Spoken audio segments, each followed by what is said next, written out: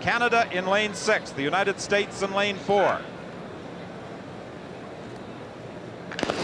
And they're off, and it's up to Robert Esme to run the bend and make the clean exchange to Glenroy Gilbert, and he came flying out of the blocks. He did blast off. There goes Gilbert down the back straight. Gilbert is in a battle with Tim Hart, and now the third exchange, Marsh and Bruni Surin, and Bruni Surin has the lead. He's going to hand off in front, it would appear, to Donovan Bailey. A clean exchange, and Donovan Bailey is pouring it on. It's going to be double gold Canada. Oh, if you're Canadian, you have to love Saturday nights in Georgia. 37-69 for Donovan Bailey and the Canadian relay team, as Bailey and the other three members, Robert Esme, Glenroy Gilbert, and Bruni Surin, will depart Atlanta with a gold medal. 37-69 their time, outside the Olympic and world record. But for this quartet, that is a Canadian record. What a run, and the key may have been Robert Esme blasting off out of the starting blocks. They wanted that additional speed on the first leg. They got it from Robert Esme. Bruni Surin ran a magnificent turn, and when he put the baton in the hands of Donovan Bailey with the lead, there was no way the 100-meter champion was going to be caught. Let's take a look.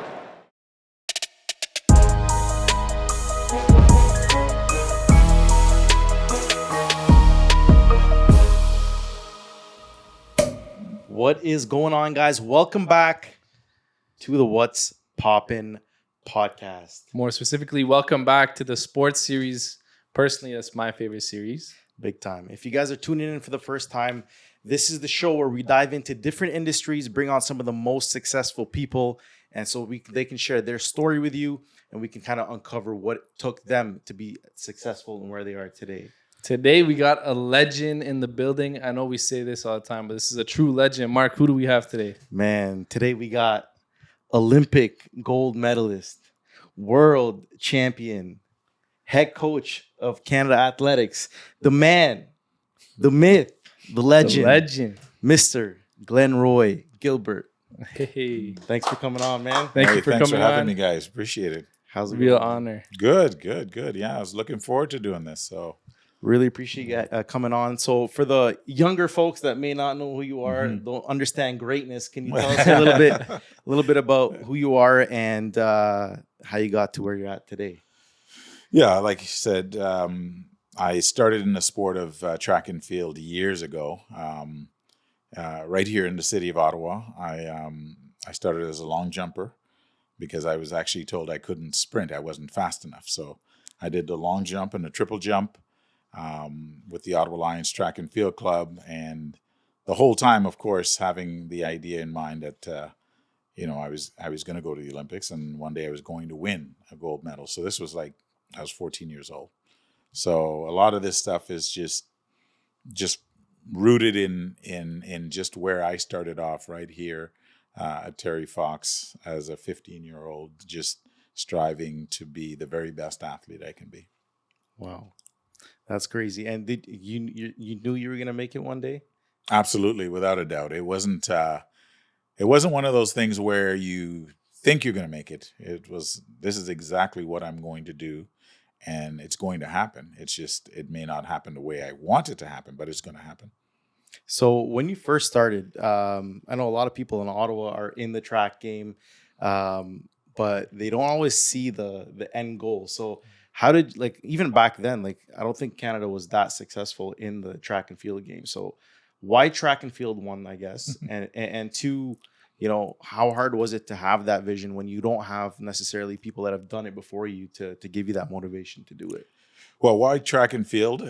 Here's the thing. You live in the city of Ottawa, either you slap on a pair of skates and learn to play hockey or ski, and I wasn't doing any of those because I couldn't do it.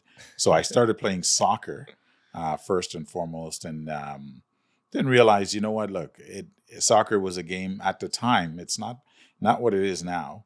But at the time, it just didn't seem to go anywhere. Right Okay. Now, the sport is completely different, obviously. So track and field is what presented the opportunity. It's funny because I think it was in 1984. I think the games were in LA. I remember watching it on TV, and it was almost like a eureka moment where you go, that's what I'm going to do. That's what I want to do right there. And didn't quite know what it was all about or how it all worked. But immediately I said I was going to win a gold medal. And of course, learned very quickly that it's not that simple. Nonetheless, you got that Made it gold happen. medal. I did. But here's the thing. You learn bumps and curves in the road. You realize very quickly. My first Olympics in 1988, I didn't make the final in the long jump. I was nowhere to be found. I was just in Seoul, Korea, hanging out. So you learn very quickly that, okay, well, maybe this won't be as simple, but I wasn't deterred from it. Not at all. So how does it work to like go up the rankings in track and field, right? There's one thing of doing it here locally. How do you get scouted? How do you move up the rankings? How do you ultimately make Team Canada, right?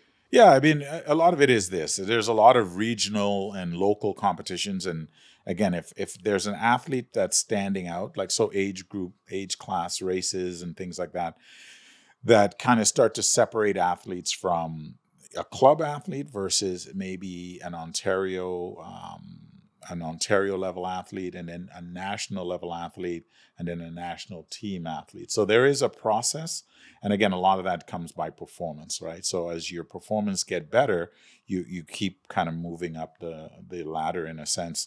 And that's exactly what has happened to most sprinters, most athletes in Canada. You start in a club, and then from the club, you kind of graduate through that. You go to university, and then from there, you find yourself on a national team because you're good enough. Awesome. Glenroy, we're really excited to have you today. This is the What's Poppin' podcast. So before we get into the juicy things, I'm going to ask you the one question that we ask all of our guests. What are we popping today? Well, I think we're going to pop it's a dark rum. It was one of my favorites. I wouldn't say it is my favorite, but it's definitely one of mine. Amazing. Show it. So guys, we got the dark rum today. Mark, what's it called? Bumbu. Am I saying that right? Yep. Bumbu. And is that from back home? No, that's an old. Jeez. Just your go-to, Yeah, I guess. that's my go-to. Absolutely. Anyways, guys, we're going to make some drinks and we'll be right back. Let's get right into the B-roll.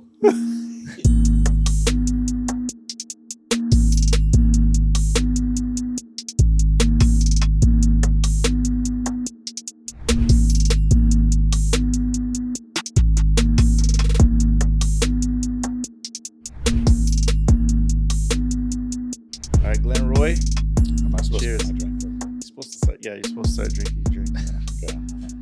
Cheers. Thank you again for coming on. We really appreciate it. So let's keep going with your early career. So obviously you were doing track and field in the long jump. I'm sure you were successful in that, but that's not what you're known for. You're known for your sprinting. So how was that? How did that happen? How did that transition into sprinting happen? Especially after you're told that you're not a sprinter, you're too slow. Yeah, and that's exactly it. And it was a coach here in Ottawa that pretty much, I mean, that's what coaches do. They try to do talent ID. So based on kind of your genetic makeup, those type of things, they can gauge what event. And plus, at the time, they're trying to steer people away from the sprints and more into the field events, the long jump, more technical events. So he was basically, you're not fast enough. You've got to jump. So I did long jump and triple jump. And I did that for most of my career, right up to, in fact, it was the long jump that got me the scholarship to LSU. Wow. And when I got there, I had one day we had a home meet. I was running down the runway, slipped on the plasticine because they had the plasticine in front of the board. I slipped on that, jarred my back, and that was the end. Basically the decision was I couldn't throw a shot put. I couldn't throw a javelin. If I can't throw an implement and I can't jump, well, what else am I going to do? If I can't run, then I have to go home. So I started sprinting, and that's actually how the whole sprinting for me began. It took probably when I was in my early 20s. Damn, that's crazy. I don't know. It's crazy how God has a plan for everybody, Yeah. Do you think that if you had not gotten injured, you would have ever got into sprinting? No, not at all. It was because I couldn't return to long jump. So I had to do something to keep my scholarship. Wow. And so sprinting was it. And so was this something, I know you had to do it to keep the scholarship. Was this something you actually enjoyed doing over long jump? No, I was always, because sprinting and long jump, those are two different things. In a long jump competition, you're on the runway by yourself for a minute and a half. It's you and the sand, the runway, the board, and the sand.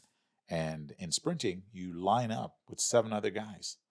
That's a terrifying experience. They have to stand there, and you have to be able to weather the nerves and everything that happens. Whereas you don't get that in long jump. You actually just go whenever you want. After a minute and a half, you go take your jump, you go back and see where you sit.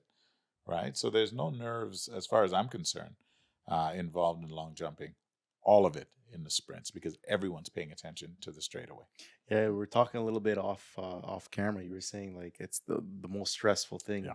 Can you talk about that a little bit? And like, Yeah. what's like, what do you feel Shaky leading up to that? knees, jello. Yeah, They yeah. feel like jello. Well, here's the thing. The minute you get on the bus on the way to the warm-up track, so the warm-up track is literally right beside the main stadium, you can hear the crowd in the main stadium. And that, it's almost like the gladiator days, right? You're going to be fed to the lions. Yeah. It's essentially how track and field is, right? So you get on the warm-up track, you're warming up, you're doing everything in your power to make sure that your body, your core temperature up, so you're ready to go. But in the background, you're listening to this sound, and you've got to go through the call rooms through this labyrinth onto the track.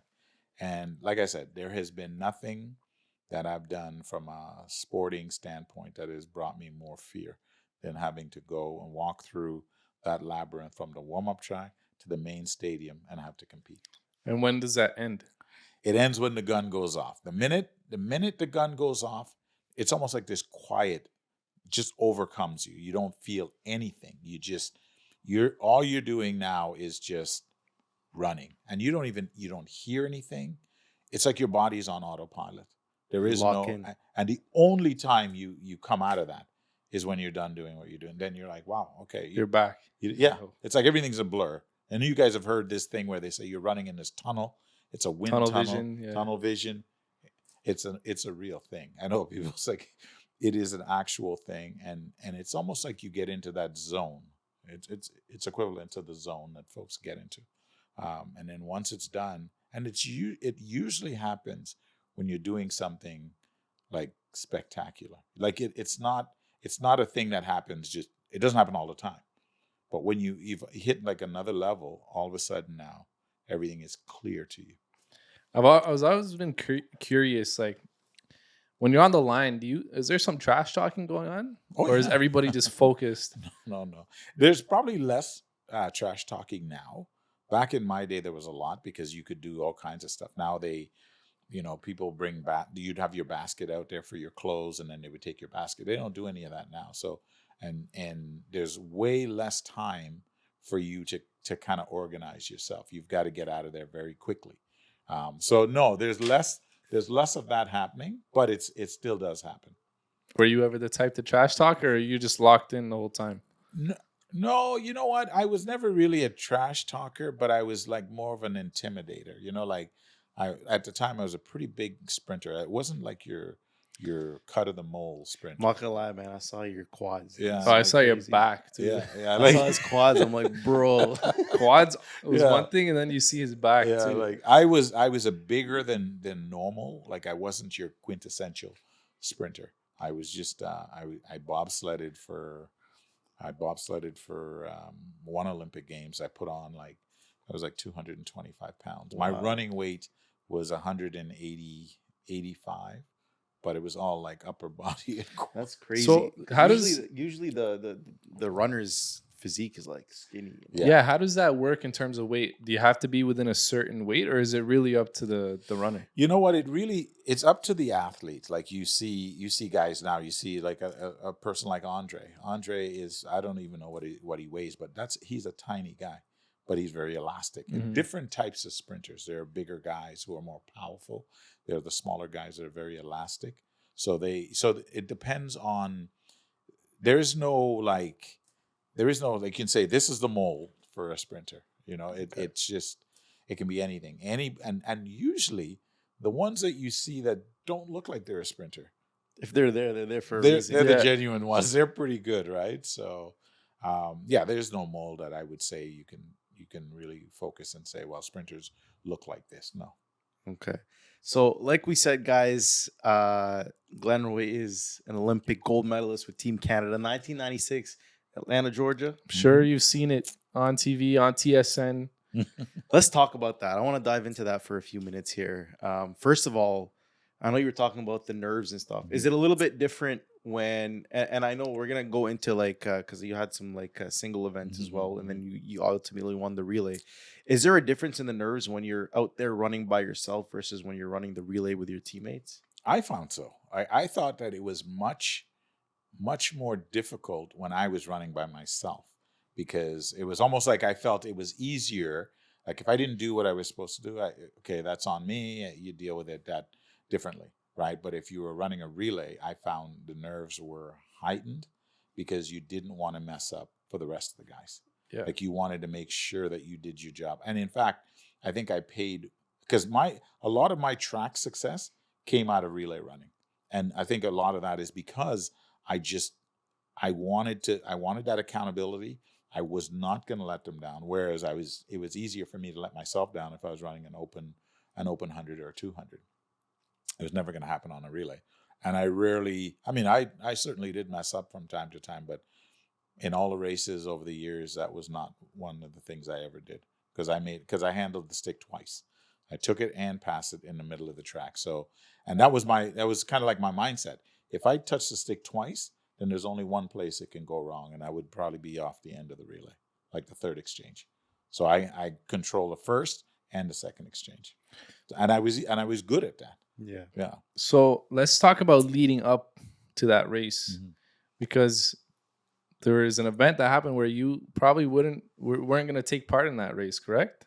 At some point in the in Atlanta, the event at the before that which the result would have been that you may have not been on that relay team, correct? No, not for me. No, I think no, I'll tell you what happened. Okay, so here's the thing. Am I somewhat right? Like something happened? No, nothing happened with me. There may have been one of there's like something about you being with frustrated. One of our other guys. Yeah. That was Robert, the guy who led off the relay. Robert Esme. There was a lot of frustration around him because he felt he belonged on the track. We didn't think he belonged. The collective we is myself, Donovan, and Bruni. We didn't think he belonged there because Carlton had beat him at trials, so we wanted to give Carlton a shot. Now, if you know anything about the Canadian men's relay team from the 90s, there were always conflicts. There was always fighting. We're a different bunch of guys, right? So a lot of like the alpha male, and so there was always something happening. But on the day of the actual relay, I mean, we ran 2 rounds. We were almost disqualified in the heats because we almost missed a pass off the end of the relay because Donovan was turning around to take the stick when he should. You can't turn around in the zone because then you'll just run out, right? And then once we got past that, we made it to the semi, at which point we realized the guy leading off, Carlton, the one that we all wanted, was hurt.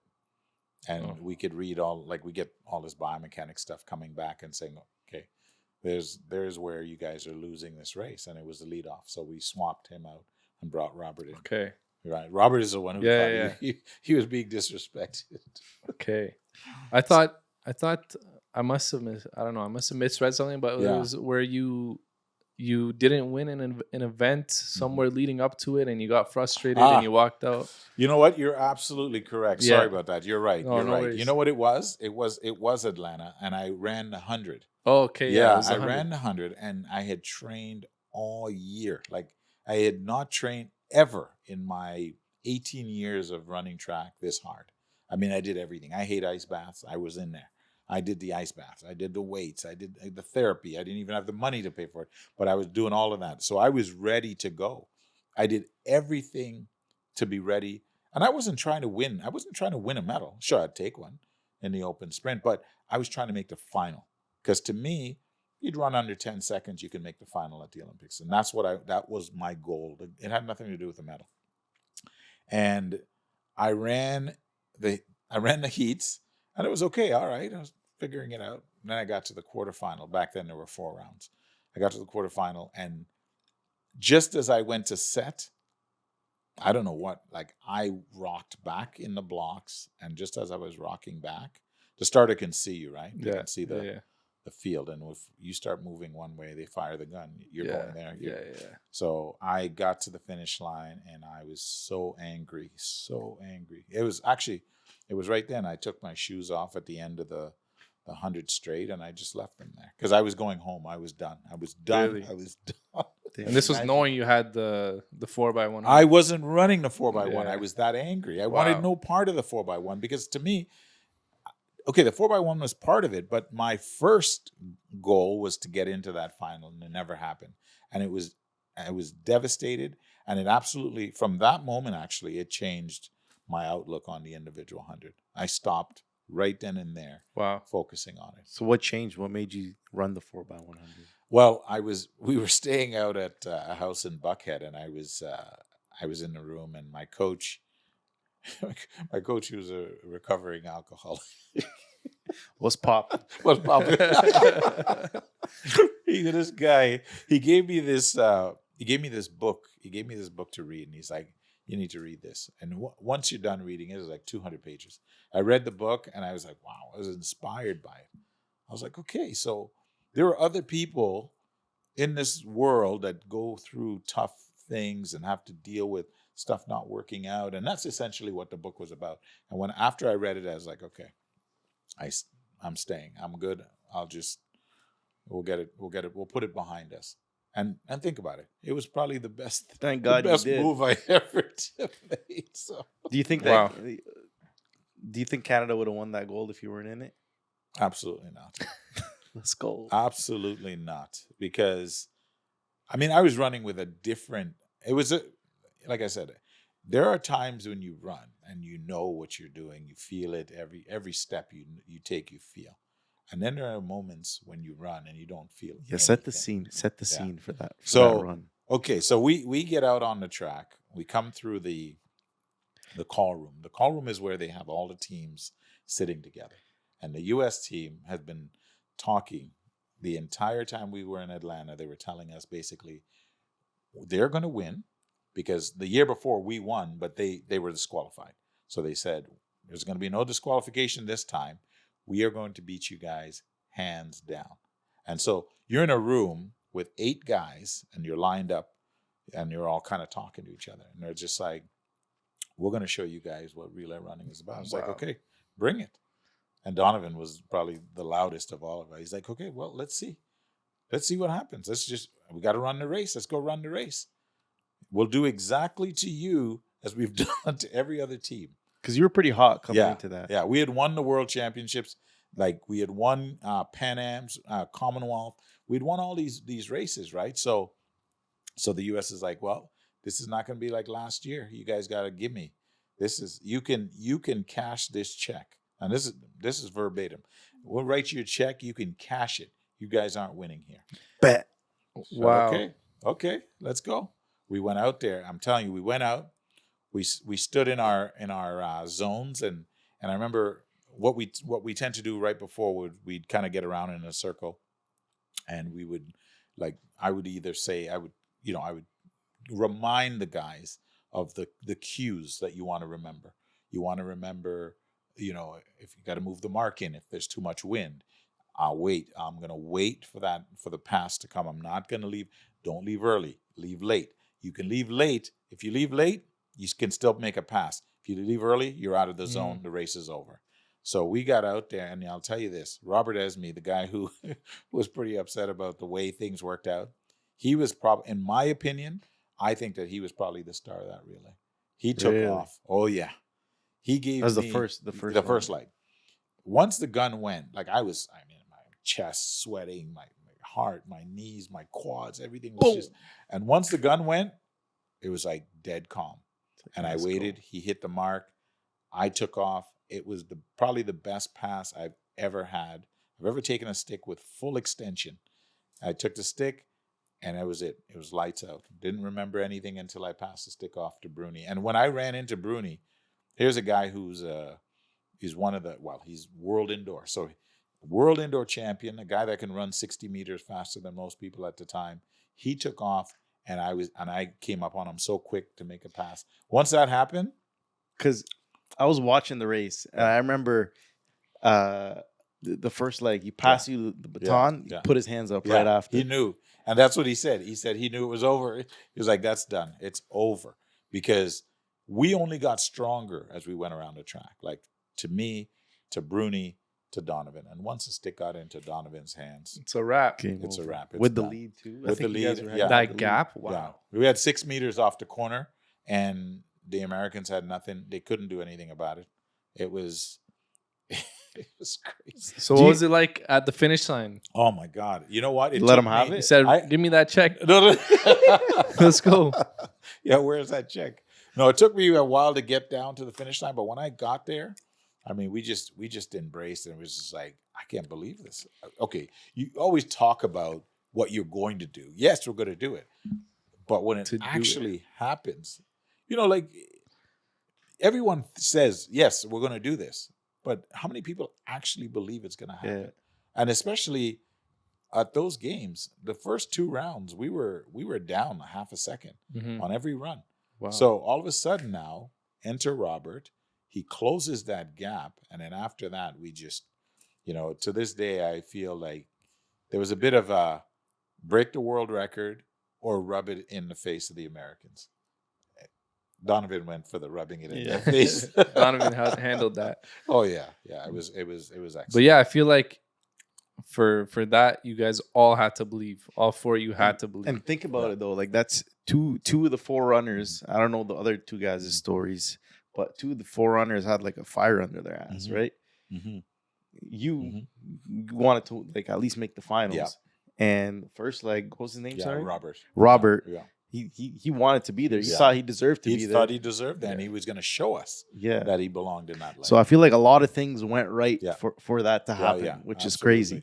And I was watching too. You were like, the guys were celebrating, I guess, because you were the second runner. It took you a while to get back. 200 meters to get back to the start. What was going through your mind as you were running towards your teammates? What was the crowd doing? You know what? I'll tell you what was going through my mind. First off, my legs were shot. They were jelly. And I kept looking up at the screen, looking up at the replay board. Because in relay running, what comes up on the board, the time comes up first. And then there are some numbers or some letters that come after if you're unlucky. So for us, I thought we were clean, and that's what you want, a clean race, no lane violation or anything like that. So I kept running and looking. And then, 20 minutes passed, 30 minutes passed. Okay. It's in the books because anytime you see it can stay up there for 30 minutes after 30 minutes. Takes that long? Yeah. That you get 30 minutes to appeal. So if we did something that another team thought we did, they can appeal and then we can get disqualified within that 30 minutes. Because Canada won a gold medal like that, or like they won some sort of a medal or a third place medal on a relay off an appeal, I believe. Oh yeah. You know what? Probably won States? A couple of them. The U.S. It was the year before they won the gold last time. Or the Olympics before. Yeah. It was in Moscow. Okay. Yeah, 2013. They it's funny because the team was 4th and the US ran out of the zone on the final exchange. So, I mean, here's the film. They're out of the zone. Okay. Yeah. They're out. And your guys have bumped up to bronze. That's crazy. So to wrap up the 96 gold medal, I totally forgot what it is. It's gonna come back to me. Slow down. Yeah, this is a really good drink. It is. It's pretty sweet. What was I gonna say? We'll come back to it. We'll come back to it. In the meantime, let's transition. Oh, sorry, I got it back. So not only did you guys win the gold medal, you broke the record for the fastest. We broke the Canadian record. The Canadian record. Yeah, okay. It was a Canadian record. That was our record anyway. But like I said, it was a toss-up. Donovan keeps running without celebrating. He breaks the world record. He chose the celebration, so we didn't blame him. Can't blame him. They were talking that smack. You can't blame. I can't blame. You gotta let him know. And then you won the world right after that, too, Yes. 97, So the right? three-peat. So 95, 96, and 97. Let's go. Yeah. That's Pretty good crazy. squad. That's Has awesome. there been a better 4-man team since? No, not to do what we did, like the 3 back to back to back. No. Wow. Yeah. Damn. Legendary. Because we're trying to get these guys to do, the guys that are in there now. Yeah, we got a good team, though, right now. Very good team. How does it talk? Okay, before we actually, perfect. let's I was about to transition into coaching. So I Mhm. guess to start, Yeah. we're gonna dive into how it is to coach these guys right now. But what made you want to transition from athlete to coach? Yeah, as an athlete, I was always very very inquisitive. Like I like to know why I'm doing something. I like to know what the outcome to what I'm doing is, and like why and how is this, how what I do now is going to benefit me 6 months from now, right? And then I really enjoy, part of what I wanted to do actually was I wanted to teach. I want to become a teacher when I was done track and field, but it's that the ability to kind of teach athletes new things. You're essentially teaching. You spend a lot of time teaching athletes how to train, how to execute performance, how to deal with the sports psych piece. Even though a coach does many jobs, even though they're not qualified for a lot of them, right? Probably a therapist. Yeah, you're everything. Check Yeah. everybody's ego. Yeah, That you've must be got tough. you've got to check folks. You've got to be a therapist. You got to also be the one that sheds light on, okay, if an athlete has a bad performance, they're looking at you. So how are you going to let them know, hey, you know what? It's water under the bridge, let it go. So the coach has a role that is multifaceted, and I enjoyed doing that. I started a little bit of coaching while I was still competing in my last maybe couple of years. And so when I was done, it was a toss up between either get involved in media or coach. I would totally, of course, in Canada there aren't a lot of coaching jobs at the time, right? So when I spent 1 year working for CBC, and then the next year I started working for Athletics Canada as an apprentice coach. Wow. So just working under other coaches. My man right now is Head head coach. coach. He's the man. How did that transition? So was it because like I'm seeing you working your way up, and no matter what you do in life, right? Yeah. As an athlete, you're working your way up to the top. As a coach, you've worked your way up to the top. What are some differences and some challenges you faced as an athlete versus as a coach? Yeah, you know what? As an athlete, you get a lot of, you're used to disappointments. Okay, you get some highs and you get some lows, and you get injuries. You get there's all kinds of, you get used to a lot of things, either like going well sometimes, not going so well. The key to all of that is resilience. How resilient can you be? Because it's life. You can either like say, okay, well, I throw your hands up and I give up, or you can find a way to kind of navigate through. And that's in essence what I always do. And so when I started coaching, I wasn't planning on staying an apprentice coach. I got my feet in the door as an apprentice coach. But after that, my plan was because I was very vocal in what I said about Athletics Canada when I was an athlete. I talked about the fact that we have all these athletes and we don't have any black coaches. I would like to be that coach. I want to touch on that. Oh yeah. Like here's a sport that's predominantly a multiracial sport that only had white coaches, white administrators, white coaches. So I just said, you know what? Why not us? Why not me? I can do that. And I want to do that. And so I looked for the opportunity to do that. And I started taking like my coaching certifications. And because in Canada, you've got to have a certain level of coaching. It's a multi-prong certification plan that you have to go through in order to be an employed coach and in order to coach at the Olympics or the World Championships. So that was always going to be my plan. I just needed to figure out what's that roadmap to get there. And speaking about that, actually, do you feel like you definitely are? But what kind of how do you feel as being a role model for young black athletes that want to also transition, or black coaches, or any minority really that wants to take on a role that's so important? That's, let's be honest, predominantly usually dominated by like usually it's just white people, Caucasian Yeah, people. yeah. So, Yeah. how important is that to you to be a role model for those people? And what kind of message do you want to send out Well, to here's the people like thing. that? It was important to me to be a role model as an athlete, right? Just kind of live a certain life and do things a certain way where people can be proud of you and they can exemplify some of the things that you do, and that's what you want. All athletes. I know there's some athletes that don't believe they're role models, whatever, but I think that that's actually what you want to do. When I started coaching, that's exactly what I wanted. I wanted other black coaches, not just in Canada, I mean, anywhere, like the UK, in the U.S. And it's a bit different in the U.S. because you got a lot of black coaches in the collegiate system, but not the national system, right? So, and I wanted people, even to this day, I go, some people are like, wait, you're the head coach of Athletics Canada? Yeah, yeah. How long have you been?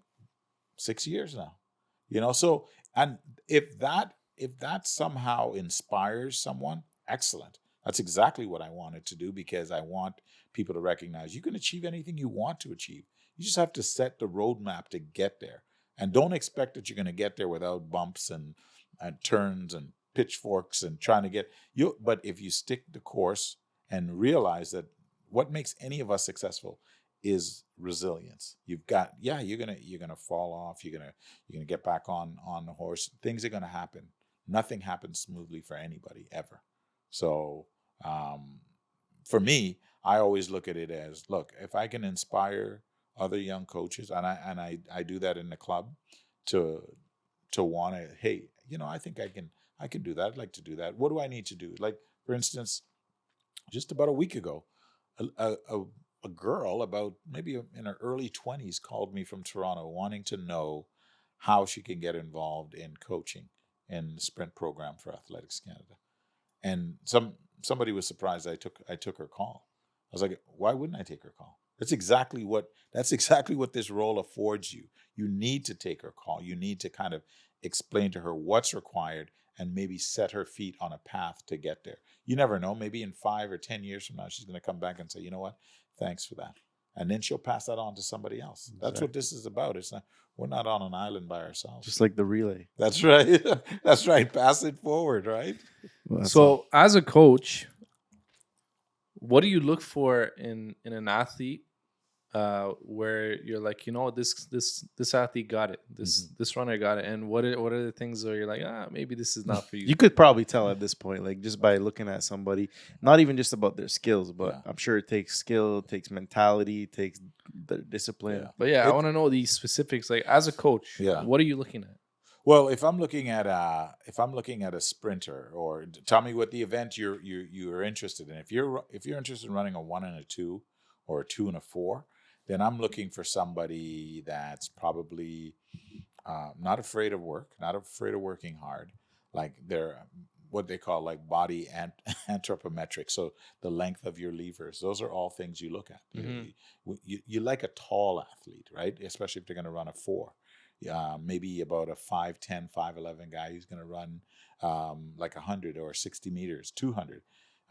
Nervous system, like how do they respond on the ground? Like are they like antilopian strides, or are they like these little short, really their neural patterns are really fast. So you're looking at all these things. There's a lot, yeah. There's a lot. It's not just like I can look at you and you may not look like you can do much, but then you slap a pair of spikes on you, and all of a sudden it's like, this. We have lots of athletes like that where people look at them and they think, they don't think much of them. But when they get out there and run, you go, wow. It's just like us. Didn't see this one coming. We're soccer players. Not obviously as high level as we used to. Right. We got a playoff game in a couple of days. Okay. Big playoff game. Big recreational playoff game. And sometimes you play against these guys that are a little bit more bulky, and they're flying. Yeah. What the? Yeah. So are there a little bit of like mechanics you can just tell us right now as coach of Canada coach? Yeah, to help us get our sprint a little bit quicker? Yeah, because it's repetition, right? The more you run, like it's like anything, right? Especially if you're running posturally correct, then the more you run, the better you get. I think people who don't run very often tend to get hurt more than anything, right? Yeah. So I would say if you're running, you run with your toes up. So it's a toe, heel, knee. If you want to see what a sprinter looks like, they don't stay on the ground. They push off the ground. Yeah. Right. So that's why they run the way they do. But it's force application, waiting long enough for that force to push you forward. Good. I was just about to say, stuff, I know. you're about to break a world record for the slowest drinker on the planet, bro. What's going on here? I fly tomorrow, so yeah, I'm just taking my So where are you off to tomorrow? Vancouver. Let's talk about that. Is it tough? Like, The travel. is it tough? Like, do you have a family? Yes, I do. Is it tough on the family to always be traveling, or is it just something they grew up with? course, Yeah. It's something they grew up with. Like my kids were, they were used to that from the moment. Essentially, I've traveled as an athlete. I've traveled as a coach. I'm away quite a bit. Like tomorrow, I'm going out to Vancouver for the Harry Jerome Classic, and we're going to run a mixed relay out there, try to qualify our team for Budapest this summer. So it's part of what we do. It's part of the job. Like you have and living in Canada, where track and field is like, yes, track and field is bigger than it has been in the past, but the sport is a European sport. So you have to go to Europe. Like so, I'll go to Europe about 4 or 5 times, like in the summer. Really? But isn't it predominantly like dominated by like North America and like the Caribbean? Here's the thing: it's a global sport, but if you want to run and like in our sport now, you need to get these qualifying points to qualify. It's about the league. It's all in Europe, because even though yes, you've got South America, you've got North America, the organization of it is not the same as if you were to go to Europe. Yeah, they run the sport really well over there. That's I awesome. wanted to ask you earlier, actually, as a coach, obviously you work with Andre DeGrasse. Yeah, I work with him as part of our relay program. So like for instance, we were in Gainesville, University of Florida this spring, where the guys came out, they as world champions last year, they didn't miss a beat. They came out and ran a relay at the Florida Relays and ended up posting the fastest time in the world, which is still the fastest time right now. So, and he ran off the end of that relay. So, yeah. Yeah, I was just going to say, what's it like? Coach Gilbert. Yeah, working with him. But obviously, he's an easygoing guy. I mean, he does what's asked of him to do. He's not, especially in the relay confines, because that's where I work hands on with him, Aaron, Jerome, is making sure that these guys and this Brendan Rodney, the core, making sure that they're doing the right specific work as they lead up to the major championships. When's the next major event? This summer, actually, in about 3 weeks from now in Budapest, Hungary. Yeah. Nice. Yeah. We're dropping this episode for that one. Yeah, 100%. Right before. Yeah. So, like, we've called him a legend. He is a legend. He's a Hall of Famer. You have a school named after you and a street. Oh, correct? tell that story. We're talking about I had a story. Almost. Am I correct with the school? Not the school, the street. I think the street is in Barhaven. Yes. Yeah. Listen to this story. So I was there actually when they unveiled it. Oh, really? Were you there as well at the school? I can't remember. No, I wasn't there when they unveiled it. No, I don't. Anyways, I was a lot younger, less hairy. But tall. Yeah, I mean, Barhaven was just being developed. So they came out. One of our, his name was Mr. Armstrong. He was like the head of athletics at the school. Assembly, we got, so we started talking about Glenroy Gilbert and Sue Holloway. Yes. And they're like, we're naming the streets. They unveiled the street signs. Next thing you know, it's about like 2 minutes from our house. It's in our neighborhood. It's literally right there. And it's crazy because when my brother said, hey, we're getting Glenroy Gilbert on the podcast, I was like, Glenroy Gilbert, sounds familiar. I'm like, yes, the track star. Yeah. And yes, I remember that name because of the street sign unveiling, which is way back. It was like one of the things you just remember, you know? Yeah. And I was like, full circle. We're back here. We're sitting down talking about it. So many years later. So that was a little story I had. It was pretty cool. That's awesome, man. And every time I drive by the street, I'm like, that's Glenroy Gilbert. You know what's crazy? I used to go for 5K runs, and I'd always pass that street too. Yeah, I'm like, damn. Yeah. I always pick it up. I pick it up a little bit. You know, when I hit that Glenroy Gilbert Street, I pick it up a little bit. Yeah. But listen, you're obviously a very decorated athlete. You're a legend in the in the track game, not just for Canada but worldwide. Why stay in Ottawa though? A lot of athletes, man. They make it out of Ottawa. They dip. They get out of here. What's holding you out here? You know what? The city of Ottawa has been it's been my home since like the early 70s. We came from Trinidad and Tobago, so I've been here since then. I went to public school here. I went to high school. I went to the University of Ottawa, and then I went down to LSU from there. But the thing is, I'm one of these people, maybe kind of like that old school mentality that I'm going to take what it is I've garnished over the years and apply it to the people in my community. Okay, I'm a big believer in that. I don't want to take my skill and give it away to some other. I'm as Canadian through and through in the sense that, like, I couldn't see myself coaching another country. It's either Canada or it's nothing for me. That it's just not the way. So I spend a lot of time giving back at the Ottawa Lions when I can, because they've given so much to me, and the reason I'm here is because of that club. You know, that club took me on when I was 13, 14 years old, and so I volunteer coach there, give back any which way I can. Because, like I said, I'd rather give that back to Canada than give it back to anyone else. That's awesome, man. It's amazing. We need more people like you. We do. Canada. Actually, that shit gave me goosebumps. I'm not even gonna lie, man. Because honestly, that's part of the reason we have this podcast going as well. Is just to be able to, share put on for the city. Yeah, give some insight and some motivation to people here in the city to start.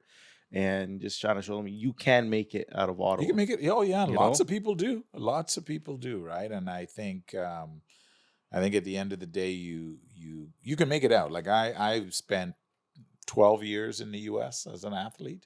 I was 7 years, I think, in Baton Rouge and 5 in Austin, Texas.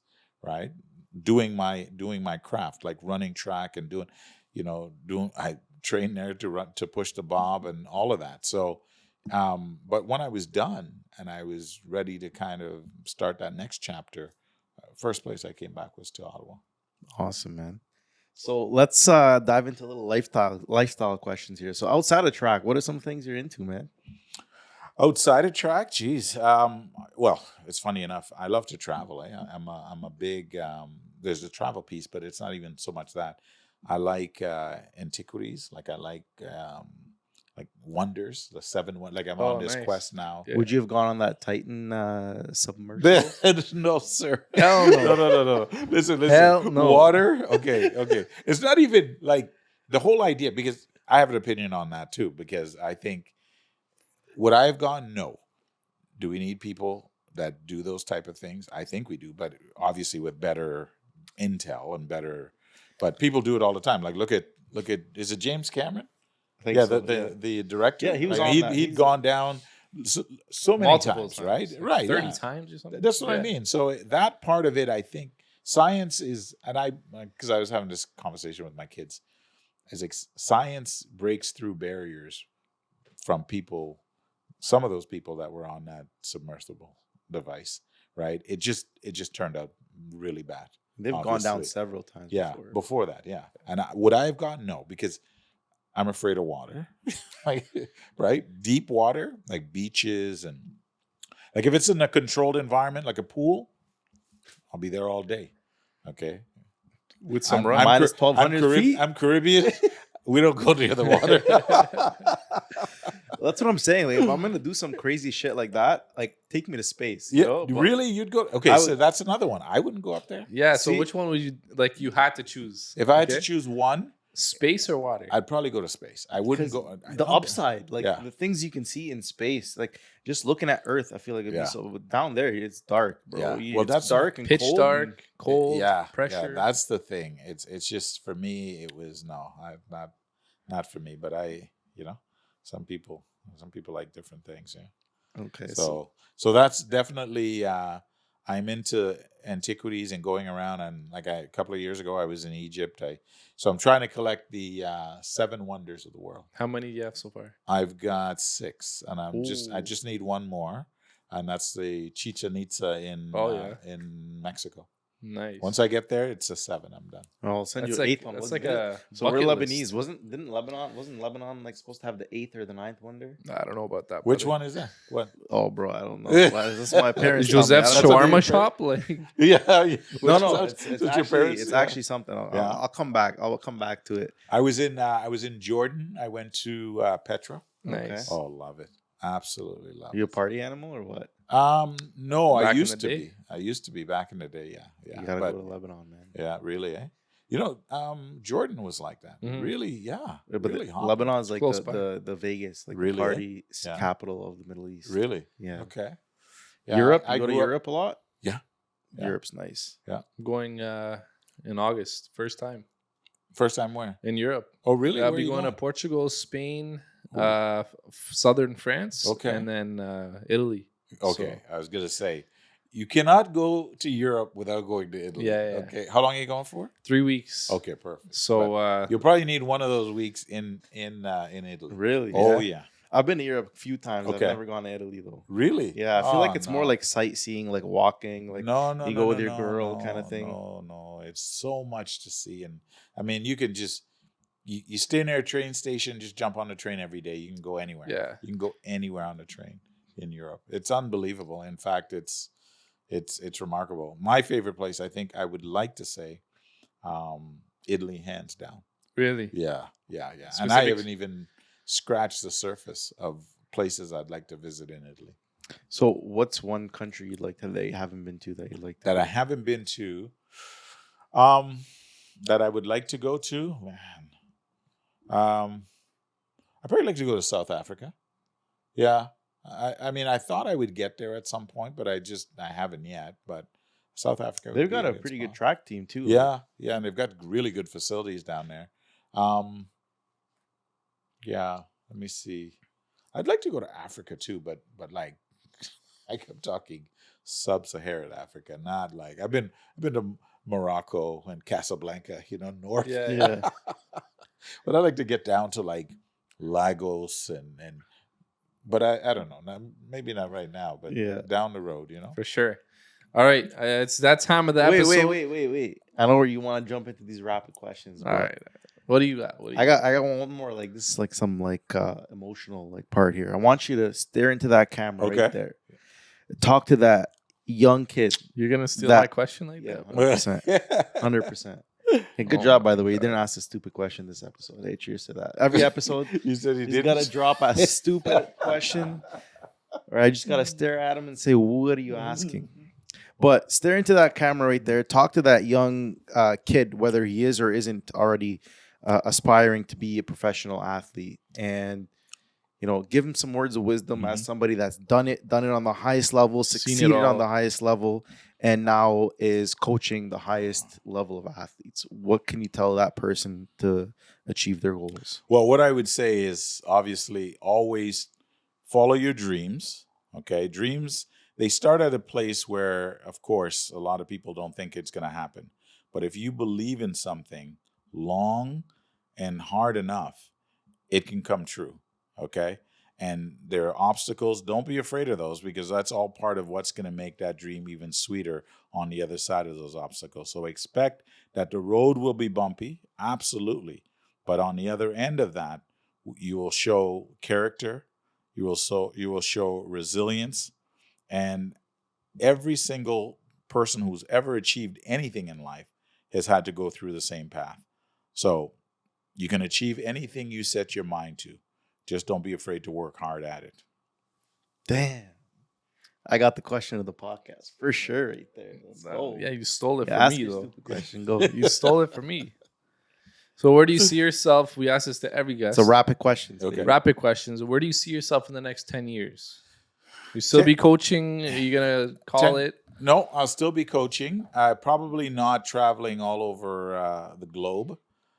Still in Ottawa? Still in Ottawa. I think maybe by that time I'm maybe here 6 months out of the year. I might look for that little Caribbean nest egg hideaway. Yeah. And Grenada would be the spot. Oh, okay. Just go to Grenada. Already in mind. Yeah, Nice. I got family down there, so I'm gonna get a little plot in Grenada, and I'll be up here in the summer.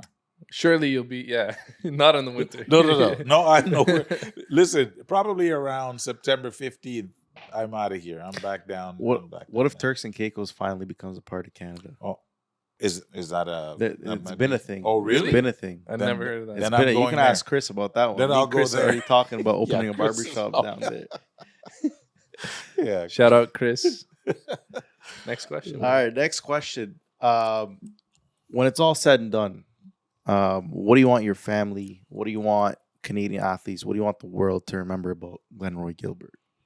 Yeah, I think approachable, easygoing, fierce in some ways, like competitively, very fierce, very very determined, very driven, but also very approachable and always willing to help and to lend a hand and available as an individual to others. You never get to the point where you're so big that you don't have time for those coming up. So as a mentor in some ways, I enjoy that aspect of it because I think that's part of giving back. So yes, just those type of things. That's awesome. I got another deep one. So for the person that is feeling down or not motivated, not only as an athlete, but in life in general, what kind of motivation can you give them to push through those tough times? Yeah, I think when you're feeling that way, I think a lot of that is recognizing that those things don't last forever. There's a season, a time and a season for things. And they say that, the smiles or the happiness comes in the morning. I believe in that. I believe that, because I've gone through a lot of it where it looked like, this was it. I'm not unable to get out of this, but then something happens and it changes it. So I just think that, you're going to go through hard times. Expect that you're going to go through it. That way it's not, you're not caught off guard. You're still going to be caught off guard anyway. But the point of the matter is that recognize that things don't stay bad always. It's going to get better. Amazing. All right, last one here. You ready? Or actually, second last one here. What do you got to say to all those American? I was actually going to ask that. What do you got to say to the 96 talking shit? Yeah, the 1996 American team. What's up? Did you pay him yet? You didn't pay him yet. Did they write you the check? I don't think so. No, we didn't get the check. But you know what? I'll tell you what we did get is a shiny gold medal. We got the Olympic gold medal, and we've got the first team to ever beat the Americans when they've competed at the Olympic Games. That will never go anywhere. And respect. That's the one thing that you can't take away. It's priceless because what these guys do now is they remember what we did. We were the first team to ever beat the Americans, and then I think the Brits did it a few years later, and then our team did it again this year. So there's a lot of respect now for Canadian athletes or Canadian sprinters because at one point they didn't think, they're like, you guys are Canadian. You're up in the snow. You live in igloos. What the hell is polar this? bears. I'm gonna pull up every American sprinter that was on that track team and send them Glenroy's picture. Right? All right, last question for you, boss. I know you got to head out. You got to travel tomorrow. We really appreciate you coming on again. No worries. Where can people follow you? Where can people see your work? Where can people stay in touch with you? I'm here. I'm pretty much everywhere. I think I'm on Instagram. I'm on Twitter. I'm on there, but I'm actually pretty low key guy anyway. I mean, I'm in the city. I'm at the Ottawa Lions Track and Field Club, probably there about 3 or 4 times a week. I'm local. I'm downstairs at the barbershop. Let's go. Fresh. Every week. Yeah. Big shout out. Fresh. Big shout out. Men's Salon with a PH. That's Stay right. fresh. Guys, you know where to find us by now. I hope so. If it's the first time you're watching us, thank you for watching. This is the What's Poppin' podcast.